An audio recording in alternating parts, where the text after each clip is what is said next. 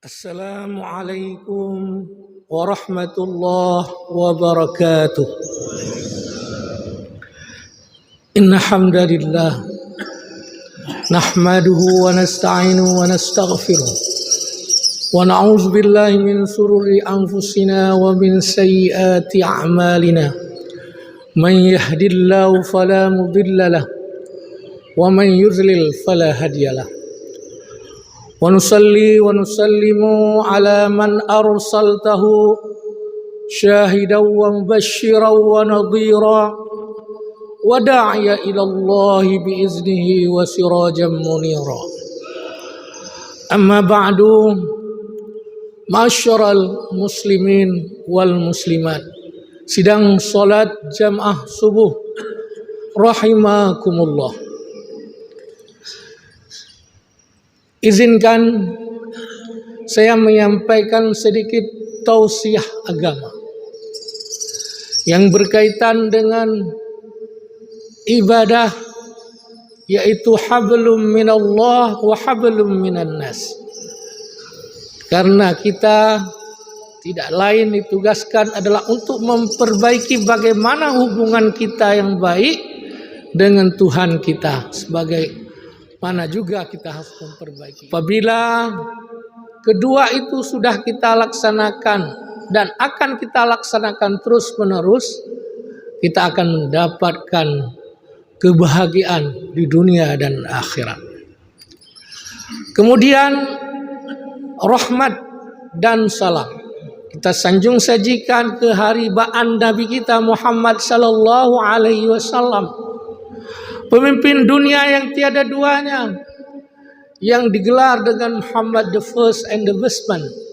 Muhammad adalah manusia pertama dan manusia utama yang bisa merubah tatanan sosial masyarakat Arab jahiliyah dari tidak menyembah sang pencipta dengan risalahnya, sehingga dapat merubah menjadi manusia-manusia yang beriman dan memiliki akhlak mulia, sehingga penyebaran Islam menembus Bizantium, Konstantinopel, dan seluruh dunia. Sekarang kita rasakan bahwa Islam menjadi agama rahmatan lil alamin, atau Islam adalah menjadi rahmat bagi alam, baik alam yang mati ataupun alam yang hidup. Kemudian rahmat dan sejahtera kepada al dan sahabat, yang kita tahu keluarga Nabi adalah sosok yang mendampingi Nabi dalam perjuangan suka dan duka. Begitu juga dengan para sahabat, baik mulai Abu Bakar, Umar, Utsman, Ali, dan sahabat-sahabat yang lain. Beliau orang-orang yang utama, yang berdiri garda terdepan dalam membela Rasulullah, karena meyakini bahwa apa yang disampaikan oleh Rasulullah adalah sebuah risalah agung, adalah sebuah agama yang benar, yang bisa membahagiakan dunia dan akhirat. Bukankah kita semua menginginkan itu, yaitu kebahagiaan dunia dan akhirat? Dan sangat pantas kita mengucapkan rahmat dan sejahtera kepada al dan sahabat. Seterusnya kepada para pejuang-pejuang agama, baik ulama-ulama yang mutakaddimin ataupun akhirin. Karena Rasulullah setelah meninggal tidak meninggalkan harta benda yang banyak, tetapi setelah Rasulullah meninggal, Rasulullah meninggalkan itu ilmu sebagai landasan untuk melaksanakan kemaslahatan yang telah kita sampaikan tadi. Oleh karena itu, kita tidak boleh berhenti bersyukur kepada Allah Subhanahu wa taala, karena pada kesempatan ini kita sudah dipilih oleh Allah sang pencipta. Kita disayangi oleh Rasulullah karena kita menjadi hamba-hamba terbaik di sisinya. Karena kita sudah mempersiapkan semua itu sebelum waktu subuh, melaksanakan perintahnya dan menjauhi segala larangannya. Ini sesuatu hal yang sangat harus kita syukuri bersama. Adalah anugerah Tuhan, hidayah daripadanya. Bayangkan betapa banyak orang-orang muslim yang kadang-kadang tidak bangun daripada sholat subuh, tidak bisa berjamaah. Padahal dalam sholat kita selalu mengatakan membaca ayat yang paling utama di dalam Al-Quran, itu Ummul Al-Quran, surat Al-Fatihah, pembuka keberkatan. Alhamdulillahirabbil alamin. Segala puji bagi Allah, Tuhan seluruh sekalian alam. Ar-Rahmanir Rahim, yang maha pengasih lagi maha penyayang. Pengasih baik di dunia ataupun di akhirat. Kasih sayang Allah di dunia tidak hanya kepada umat Islam, juga kepada yang bukan Islam. Tetapi Ar-Rahim adalah kasih sayang Allah di akhirat nanti, khusus kepada hamba-hambanya yang terbaik. Karena di dalam surat Al-Mulk kita tahu bahwa Allah mengatakan, aku jadikan hidup dan mati liyabluwakum ayyukum ahsanu amala, untuk mencoba siapa di antara hamba-hambaku yang terbaik amalnya. Bukankah hidup ini adalah sebuah kompetisi sebenarnya? Dan kita ingin menghadirkan diri kita pada posisi-posisi terbaik. Posisi terbaik itu ada di dalam ketakwaan dan keimanan. Imam tadi telah membaca ayat yang sangat mulia, yaitu orang-orang yang beriman pada Allah dan hari akhirat, dan dia bersegera melaksanakan amal kebaikan. Mereka lah orang-orang yang terpilih. Dan mudah-mudahan kita baik, ibu-ibu, bapak-bapak, orang tua kami, atau guru-guru kami yang kami muliakan pada hari ini. Semoga kita semua ya Allah saksikan ya Allah, dan para malaikat bahwa kita adalah hamba-hambanya yang patuh dan tunduk kepada-Mu ya Allah. Kemudian baiklah yang kami hormati khadim daripada SMS subuh yang 425 kalau tidak salah. Saya dihubungi oleh Abu Ali bahwa untuk mengisi tausiah. Sebenarnya yang terpenting daripada proses SMS adalah sholat itu sendiri. Tausiah mungkin sudah sering kita dengar, baik langsung ataupun tidak langsung yang disampaikan oleh guru-guru kita. Yang namun kalau kita ingat-ingat ayat, wala kuntum khairal ummah ukhrijat linnas ta'muruna bil ma'ruf wa tanhauna 'anil fahsya'i wal munkar. Mengingat ayat tersebut adalah kamu adalah sebaik-baik umat yang terbaik. Ta'muruna bil ma'ruf wa tanhauna 'anil fahsya'i wal munkar.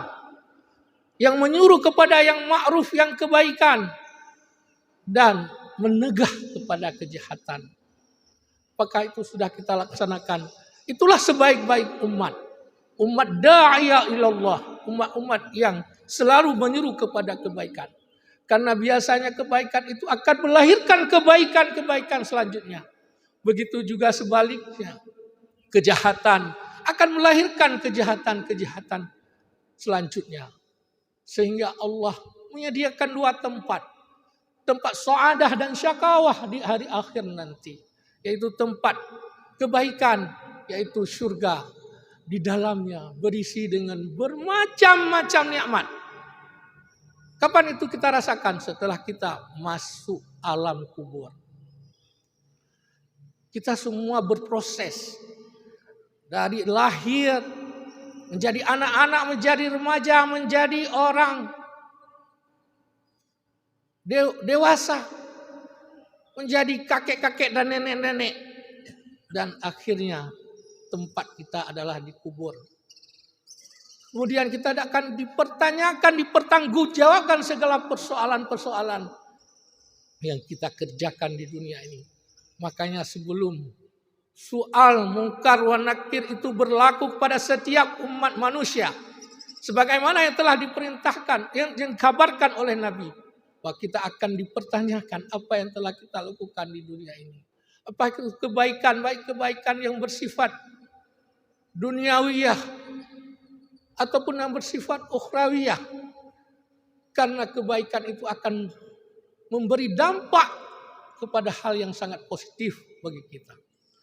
Sehingga kalau kita lihat khatib-khatib di hari Jumat mengatakan, kita disuruh ittaqillah haitsuma kuntum watbi'is sayyi'ata hasanata tamhuha.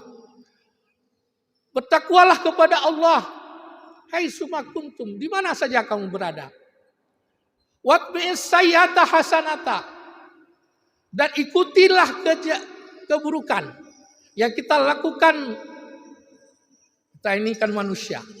Manusia la yusambal insani illa litaqal illa linisyan, la yusammal qalbu illa litaqallub.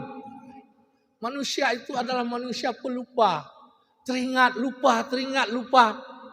Karena kita kadang-kadang di saat di dalam jamaah SMS ini kita sangat sadar bahwa kita akan kembali kepada Tuhan. Tetapi ketika kita berada di pasar atau berada di tempat-tempat yang penuh dengan kompetisi, kadang-kadang kita lupa kepada tugas kehambaan kita, yaitu sebagai hamba Allah yang kembali kepadanya. Karena itulah perlu majelis taklim. Karena itulah perlu tausiah yang akan disampaikan oleh setiap para mubaligh. Ulun tuan kelah siro mubaligh yang handal. Tetapi karenanya adalah disampaikan sedikit yang ulun tuan peroleh. Mungkin pada waktu saya belajar dulu di Dayahmu di Besra Samalanga, mendapat pengetahuan sedikit. Dan mungkin katrib ulun kubah dayah, mungkin kala tua berwa. Tapi dengan adanya seperti ini akan menjadi refleksi kembali bahwa begitu berharganya ilmu pengetahuan. Sehingga Allah menyatakan di dalam Al-Quran, yarfa'illahu allazina amanu minkum wallazina utul ilma darajat. Allah angkatkan derajat orang-orang yang beriman dan berilmu. Ini coba lihat. Coba saksikan, wahai masyarakat jamaah SMS subuh yang dirahmati Allah. Acina kalian orang-orang yang betul-betul iman. Beriman kepada Allah. Beriman seperti imannya Abu Bakar. Kalau kita tidak sanggup mungkin. Di saat orang tua belum percaya kepada Nabi, tetapi Abu Bakar As-Siddiq sudah percaya kepada Nabi. Berimannya para sahabat-sahabat Nabi, Umar bin Ibn Khattab, Utsman bin Affan, seluruh hartanya diserahkan dalam perjuangan Nabi untuk menegakkan kalimat Allah. Kita belum ada apa-apanya. Kemudian Ali bin Abi Thalib, kalau kita lihat imannya Ali bin Abi Thalib. Maka kenapa iman, kenapa takwa, kenapa ihsan selalu disampaikan? Karena itulah kepentingan yang paling penting dalam mengaruhi kehidupan ini. Kalau kita tidak beriman, di mana pondasi ibadah kita? Di mana sholat kita berada? Kalau kita dalam beribadah itu bukan karena imanan wahtisaban. Karena keimanan dan kesungguhan kita yakin apa yang telah diwariskan, apa yang telah disampaikan oleh baginda Rasul. Sehingga meskipun bertahun-tahun ajaran ini telah disampaikan oleh Rasul, tetapi masih banyak. Karena itulah ajaran yang benar di sisi Allah. Inna dina indallahil Islam. Janganlah sampai kita goyang bahwa sesungguhnya agama yang benar di sisi Allah adalah agama Islam. Dan agama Islam adalah agama yang penuh keimanan terhadap ketauhidan Allah. Dan itu tidak hanya diwariskan oleh Nabi kita Muhammad, tetapi Nabi-Nabi sebelumnya, mulai daripada Nabi Adam sampai Nabi Ibrahim, sejarah Nabi Ibrahim yang sering disampaikan oleh para mubaligh. Sejarah Nabi Musa alaihissalam, sejarah Nabi Yusuf, dan sejarah-sejarah peradaban yang telah dilukilkan di dalam Al-Quran. Semua itu benar dan tidak ada keraguan di dalam hati kita. Maka ketika kita ragu, kembalilah kepada pondasi dasar itu Al-Quranul Karim. Karena Nabi bersabda, taraktu fikum amrayni in tamassaktum bihima lan tazillu abadan, kitabullah wa sunnatur rasul. Jika kamu sudah goyang terhadap keimanan dan apa yang harus kita lakukan, karena kadang kehidupan ini penuh dengan godaan syaitan dan nafsu. Innan nafsa la'ammaratu bisu. Allah berikan kepada kita nafsu. Kalau Allah tidak berikan kepada kita nafsu, kita jadi malaikat. Dan malaikat sifatnya adalah la ya'sunallaha ma amarahum wa yaf'alu ma tu'marun. Tidak pernah malaikat itu bermaksiat kepada Allah. Itulah karakternya malaikat. Dan apa yang diperintah Allah itu yang dilakukan. Tetapi manusia ada nafsu. Dan nafsu bagi manusia adalah sebagai proses untuk perkembangan manusia. Untuk menciptakan peradaban. Nafsu. Tetapi nafsu bukan dibunuh tapi dikontrol.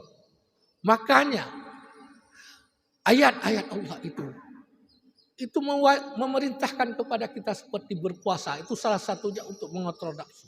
Dan apabila sanggup nafsu itu kita kontrol, derajat kita manusia akan naik dari derajat yang sangat hina kepada derajat yang lebih mulia di sisi Allah. Oleh karena demikian, saya teringat kepada sebuah ayat Allah dalam surah Al-Maidah ayat 35.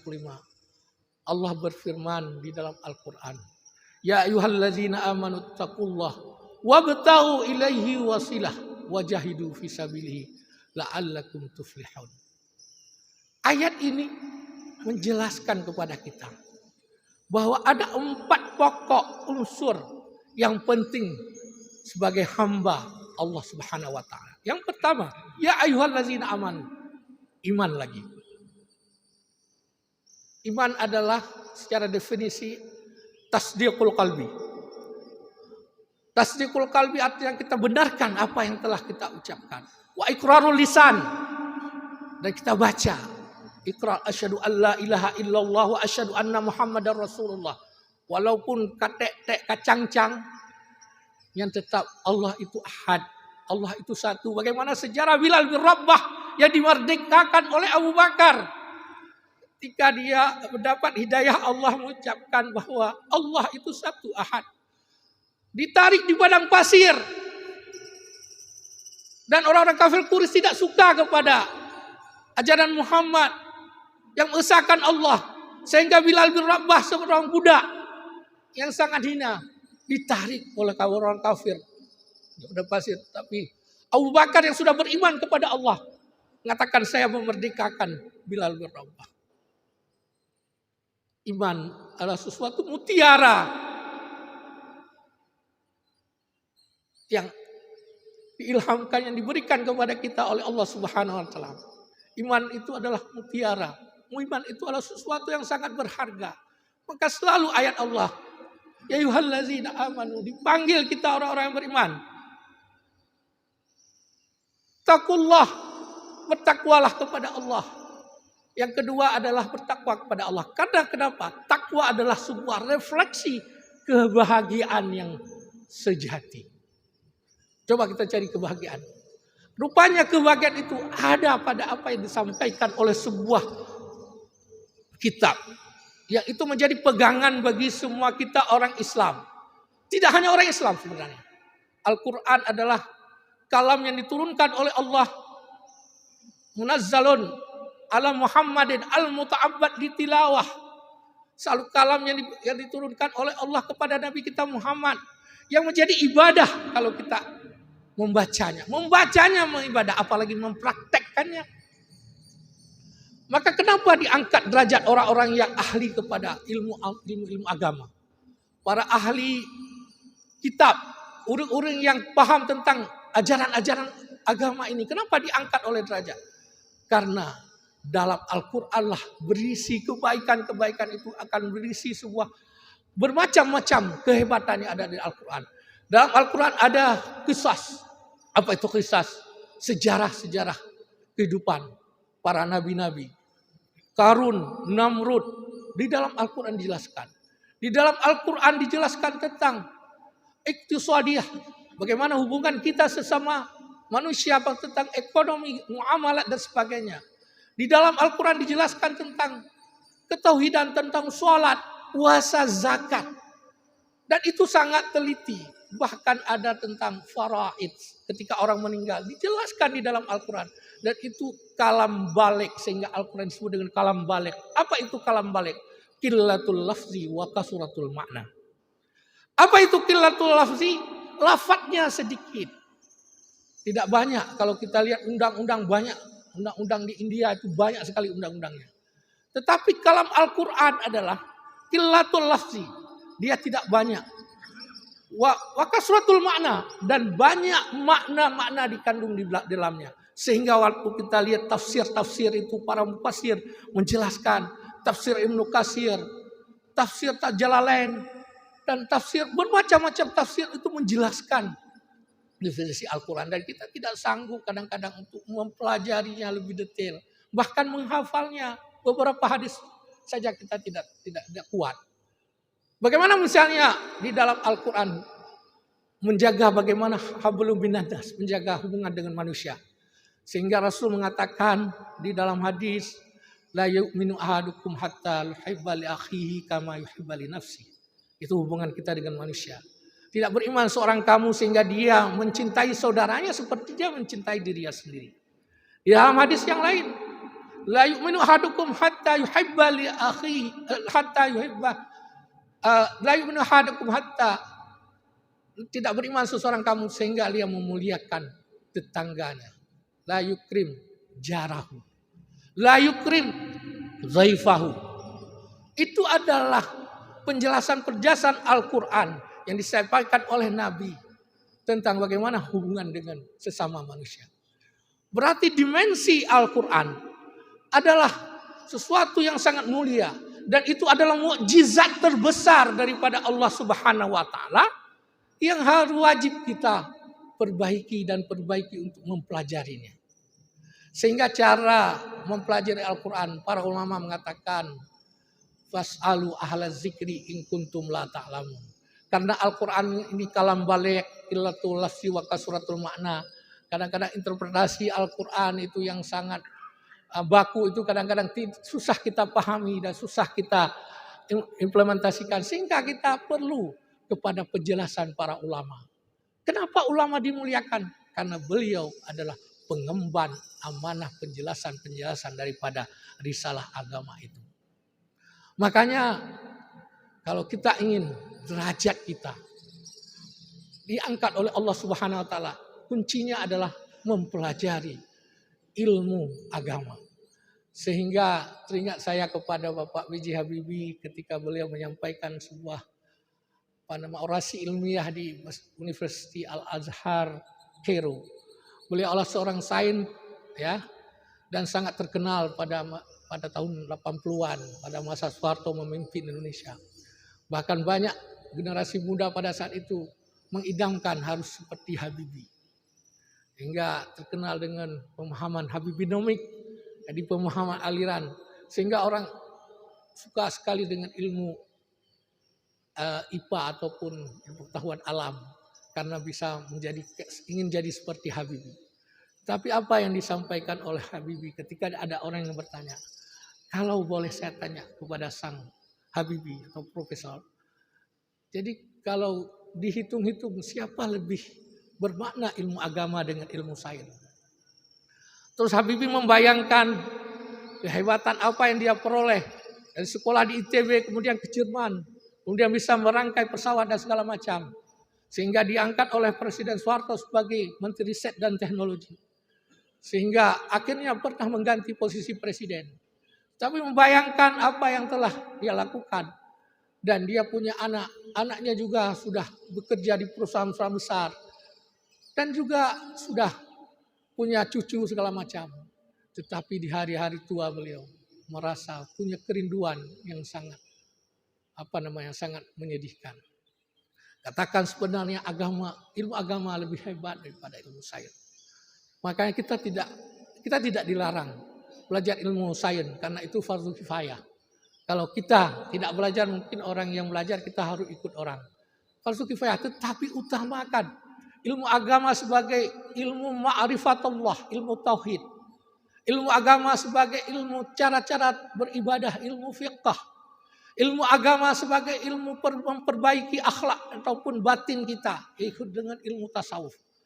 Mana dasar ilmu tauhid, ilmu fiqh dan ilmu tasawuf itu? Ada sebagaimana hadis Jibril. Bagaimana Jibril mengajarkan kepada Nabi. Apa itu iman? Apa itu Islam? Apa itu ihsan? Itu diterjemahkan oleh para ulama bahwa dalam kehidupan ini. Fardhu'in, wajib kita berdosa kita kalau kita tidak mempelajari ilmu tauhid. Karena ada sebagai asar atau dasar daripada kita berjalan di muka bumi ini. Kita harus tunduk dan patuh kepada Allah. Dan kita ke masjid ini karena kita untuk mencari keridhaan daripada Allah Subhanahu wa taala. Itu asar. Yang kedua, ilmu fikih tata cara. Tata cara beribadah itu diajarkan di dalam agama. Bagaimana kita sholat, bagaimana berwudu yang benar, apa niatnya kita, bagaimana niat takbiratul kita, takbiratul ihram itu, tasawwuf ranta'in, itu diajarkan dalam ilmu fikih. Begitu juga dalam ilmu fikih diajarkan bagaimana cara muamalat jangan sampai ribawi, sehingga kita melakukan hal-hal ribawi sehingga Allah marah kepada kita. Kita merasakan bahwa banyak kadang-kadang kita lakukan itu melanggar dengan aturan ilmu fikih. Yang ketiga, ilmu akhlak, ilmu tasawuf. Dijelaskan oleh malaikat Jibril yang mengatakan bahwa sadaqta hai Muhammad. Apa itu ihsan? Anta'budullaha ka'annaka tarahu. Maka tidak boleh kita pisahkan ilmu tauhid, ilmu fikih dan ilmu tasawuf dalam praktek ibadah kita. Kalau kita bisa pisahkan, oh yang ketiga tauhid, yang ketiga fikih, ketiga tasawuf, tidak seperti itu. Itu adalah sebuah rangkaian yang saling mengikat. Sebagaimana ayat-ayat Allah yang kita bacakan tadi. Bagaimana itu ihsan? Anta'budullaha ka'annaka tarahu. Kamu sembah Allah seolah-olah kamu melihat Allah. Dengan mata kita. Rupanya kita tidak bisa melihat Allah dengan mata kepala. Karena kenapa? Sejarah Nabi Musa saja itu tidak sanggup. Wa kallamallahu Musa taklima. Dengan Allah itu tidak bisa. Karena kenapa? Seperti kita memandang cahaya matahari. Ketika keluar cahaya matahari kita pandang, mata kita bola, mata kita bisa putus karena tidak sanggup. Zat yang sangat maha kuasa sehingga kita sembah beliau. Itulah Allah. Ka'annaka tarahu wa illam takun tarahu. Untuk kita beribadah tapi kita tidak melihat Allah. Fa innahu yaraka. Yakinlah Allah itu melihat apa yang kamu kerjakan. Maka kontrol daripada proses ibadah kita. Ya. Kalau dalam pengawasan pemerintahan penggunaan anggaran itu ada inspektorat ataupun pengawasan yang melekat itu. Bagi dalam beribadah kepada Allah itulah kontrolnya. Yaitu ihsan. Ihsan itu berisikan tentang keikhlasan. Tidak ada sifat-sifat tercela dalam jiwa kita. Ujub tum'a meyakin urang Aceh. Urang Aceh kagu dalam bahasa Aceh. Ujub tum'a ria tekabu hinan yang le urung minasa. Ujub seolah-olah kita yang paling banyak ibadahnya, paling banyak prestasinya, yang paling mampu meyakinkan orang. Ujub, tum'a, ria, tekabu. Itu ada bagian daripada akhlak karimah yang disebut dengan ilmu tasawuf. Kalau kita baca ilmu pengetahuan yang berkaitan dengan akhlak itu beratus-ratus kitab, bermacam-macam kitab yang kita gali, yang kita bayangkan.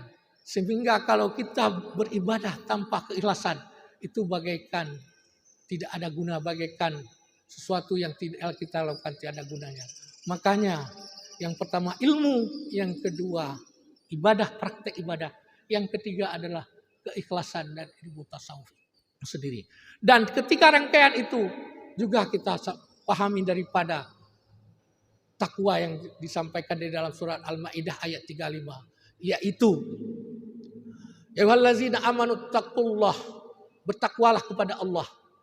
Tanpa ketiga ilmu itu kita tidak bisa bertakwa kepada Allah Subhanahu wa taala. Kita enggak mengenal Allah. Anak-anak kita misalnya waktu kecil kita kasih HP, dia yang kenal ya HP, enggak kenal Tuhan ya. Tapi ketika kita ajak dia ke tempat-tempat pengajian bahwa ada Allah sebagai pencipta kita, ada Rasulullah sebagai pembawa risalah, sebagai kenabian, ya, itu dia baru kenal dengan ilmu tauhid itu. Kemudian kalau kita kasih HP juga dia tidak paham tentang tata cara salat, maka wajib kita mengajak anak-anak kita belajar dan praktek ibadah supaya kita melahirkan generasi-generasi yang imtak dan intek. Apa itu imtak? ilmu pengetahuan dan teknologi. Intak, dia alim dalam bidang ilmu dan amal. Imtek loh, dia paham tentang teknologi. Karena tujuan teknologi itu memudahkan. Tapi kalau ada orang yang sudah bisa buat, yang bisa memudahkan hidup kita, sebenarnya kita tidak wajib lagi. Sama seperti kita sholat jenazah fardu kifayah. Tetapi kalau dia tidak paham ilmu tauhid, dia tidak paham tentang ilmu fikih, dan tidak paham ilmu tasawuf, berdosa ayah dan ibunya. Karena telah menjerumuskan anaknya ke dalam api neraka. Wajar dia tidak sholat, wajar dia tidak puasa, wajar dia tidak ke masjid, wajar dia tidak ke SMS subuh. Karena dia tidak paham, tidak takut dosa, tidak tahu tata cara. Salah kita karena mengutamakan ilmu pengetahuan lain daripada pengetahuan dasar, yaitu ilmu tauhid, ilmu fiqh, dan ilmu tasawuf. Kemudian wabtaghu ilaihi wasilah. Tadi kita katakan bahwa ada 4 orang yang paling beruntung di dunia ini. Yang pertama orang yang beriman, yang kedua orang yang bertakwa, yang ketiga wabtaghu ilaihi wasilah, orang yang mencari jalan untuk mendekatkan diri kepada Allah. Wajahidu fisabilihi, yang keempat, yang selalu bersungguh-sungguh di jalannya Allah. La'allakum tuflihun. Mudah-mudahan dia menjadi orang terpilih. Jadi wabtaghu ilaihi wasilah, kita mencari jalan-jalan yang mendekatkan diri kepada Allah. Salah satunya ide melaksanakan SMS ini. Ide SMS ini tidak hanya di masjid ini. Ini juga akan dipublishkan di YouTube, akan didengar, akan dibaca oleh orang. Dan ini bagian daripada proses penyebaran syiar-syiar agama. Mudah-mudahan pengagas SMS ini diberi pahala oleh Allah Subhanahu wa taala dengan pahala yang setimpal. Amin ya rabbal alamin. Jadi kita sangat berterima kasih pada khadim SMS. Di saat orang lain tidak peduli dengan sholat subuh, tapi para khadim SMS ini selalu dalam kebaikan-kebaikan seperti ini. Dan mudah-mudahan ikhlas kepada Allah Subhanahu wa taala. Dan kita akan petik itu nantinya di akhirat kelak. Bahkan saya pikir tidak hanya di akhirat, di dunia juga kita dengan wajah yang berseri. Orang-orang ahli ibadah, orang-orang yang bahagia di sisi Allah. Karena Allah juga berfirman bahwa orang-orang yang mengingat Allah, hatinya akan jadi tentram. Ala bizikrillahi tatma'innul qulub. Ketahui olehmu bahwa orang yang mengingat Allah, hatinya akan menjadi bahagia dan tentram. Tetapi kalau kita melakukan maksiat, melakukan korupsi, melakukan manipulasi, marab dan sebagainya, hal-hal yang tidak diajarkan oleh agama, hati kita akan makin hari makin tertutup dengan kebaikan itu. Faqasat qulubuhum, maka keraslah hati mereka. Makanya tidak sanggup bangun sholat subuh, tidak sanggup ke masjid, tidak sanggup ke sholat jamaah di maghrib di masjid, di musala, di surau. Itulah yang terjadi. Kemudian itulah yang dikatakan dengan mencari jalan-jalan yang mendekatkan diri kepada Allah. Dan ketika kita sudah mendapat jalan itu, wajahidu fisabilihi, berjihad. Jihad ada arti 2. Yang pertama jihad dengan fisik. Kita berperang melawan kafir harbi atau kafir yang menyerang kita. Itu nama jihad fisabilillah. Dan pahalanya mati syahid. Tapi ada satu definisi lagi, para ulama mengatakan jihad istiqomah dalam kebaikan, itu jihad juga. Istiqomah dalam SMS ini juga jihad. Pahala akan dicatat oleh Allah.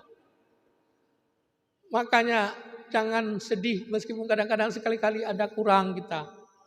Ada sahabat-sahabat, saudara-saudara kita, kenapa dia tidak hadir ya? Itu nggak ada lagi dia. Kenapa? Mungkin ada kesibukan ya. Seperti Nabi dan para sahabat juga melihat mana sahabat ini, ditanya selalu. Jadi dengan kita bertanya, berlakukan interaksi kepada kebaikan, kita akan terus dalam kebaikan. Dan itulah hal yang terpenting. Sehingga saya tutup dengan ayat Allah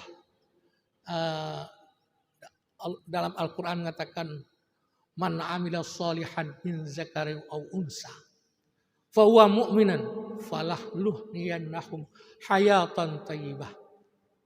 Barang siapa yang mengerjakan amal soleh dan dia beriman, iman lagi, dan dia beriman kepadanya, falahnuhyiyannahum hayatan thayyibah, maka akan kami berikan kepadanya kehidupan terbaik, baik di dunia ataupun di akhirat. Walun tiadahum ajrahum bima kanu ya'malun. Dan kami akan beri pembalasan, fahala bima kanu ya'malun, dengan apa yang telah dia kerjakan. Memang capek kalau kita sholat, tapi capek itu penting, seperti bagian daripada olahraga juga. Kita mandi subuh, kita bersiap-siap, kita start mobil atau motor kita menuju ke masjid, capek. Tapi itu bagian daripada olahraga, olah fisik kita. Karena kita ingin menghadap sang pencipta kita, ingin menghadap kepada sang pemberi rezeki kepada kita, sang pemberi nikmat kepada kita. Mudah-mudahan kita warga semua juga, warga Aceh seluruhnya akan dirahmati, bahkan Indonesia akan dirahmati oleh Allah. Karena kenapa? Karena kita adalah hamba Allah yang melaksanakan perintahnya dan menjauhi larangannya. Sebagaimana firman Allah, "Lau ahlal qura amanu," kayak beriman lau. Jikalau ahli negeri itu beriman, wattaqau, dan bertakwa. Jikalau ahli negeri itu beriman dan bertakwa, maka Allah turunkan keberkatan yang sumbernya dari langit. Lau anal Allah qura amanu wattaqau la fatahna alaihim barakatim minas sama. Dalam ayat Al-Quran, kami akan turunkan keberkatan.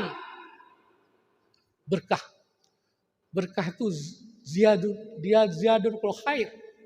Ulama menjelaskan seperti itu.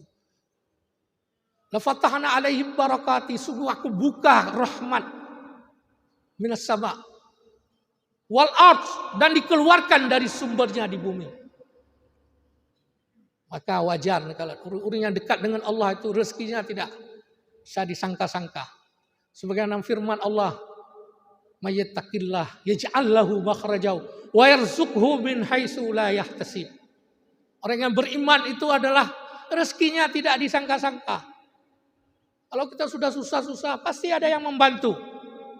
Maka bisa juga amal ayat 100 dinar itu. "Wa mayyattaqillah yaj'al lahu makhrajaw wa yarzuqhu min haitsu la yahtasib wa may yatawakkal 'ala Allah fa huwa hasbuh innallaha balighu amri qad ja'ala Allahu likulli syai'in qadra." Ya musabbibal asbab. Jadi itu ayat yang sering kita baca juga. Selain kita membaca surat Al-Kahfi di malam Jumat, karena itu bisa mencegah beberapa penyakit fazilahnya. Membaca surat Yasin, membaca surat Al-Waqi'ah, dimudahkan rezeki oleh Allah. Kemudian surat Al-Muluk supaya iman kita kuat di malam Jumat. Itu bagian daripada wabtaghu ilaihi wasilah, seperti yang saya sampaikan tadi. Mudah-mudahan kita dirahmati dan diberkati oleh Allah Subhanahu wa taala dalam hidup dan kehidupan kita, dan akan melahirkan generasi-generasi terbaik sehingga kita ketika menghadap Allah katuha kita yang sakit-sakit, sehingga kita bisa tersenyum bahwa ada generasi yang terbaik yang kita lahirkan daripada sebuah proses jihad kita, jihad SMS dan jihad-jihad kebaikan yang lainnya. Nah, kita bisa tersenyum. Kita kembali dengan fikal bisalim, kembali kepada Allah. Tapi bayangkan kalau kita murka dan dosa yang kita lakukan, kita bawa rizki kemaksiatan, keputusan-keputusan yang menyebabkan orang lari dari kepada kebaikan. Berapa banyak kita harus menanggungkan dosa-dosa itu, baik di dunia ataupun di akhirat. Makanya kalian orang punggu dosa kadang-kadang di dunia akan lebih balang. Tapi mudah-mudahan kita nyo sampai takun kegop, tajagaro tuh. Supaya kita jaga bingkai kebaikan yang harus tetap perkokohkan. Ukhuwah Islamiyah. Ukhuwah itu persaudaraan keislaman.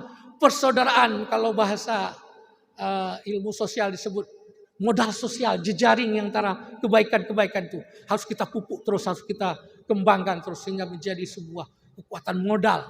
Meskipun kadang kita tidak berbentuk uang, tapi dia akan menjadi sebuah kekuatan yang bisa membahagiakan kita fid dunya hasanah wa fil akhirati hasanah. Berhubung mata uro pikade mungkin bahasa ungkapan yang silap ataupun tidak sesuai dengan para jemaah sekalian, ulun tuan lakem hadanaku idom henok mantap Mungkin yang dapat ulun sampaikan, subhanallah wa bihamdi, astaghfiruka wa atubu ilaik. Astaghfirukum jami'an in wajadtu minal khata'il khuta' wa akhirakum biqauli assalamu alaikum warahmatullahi wabarakatuh.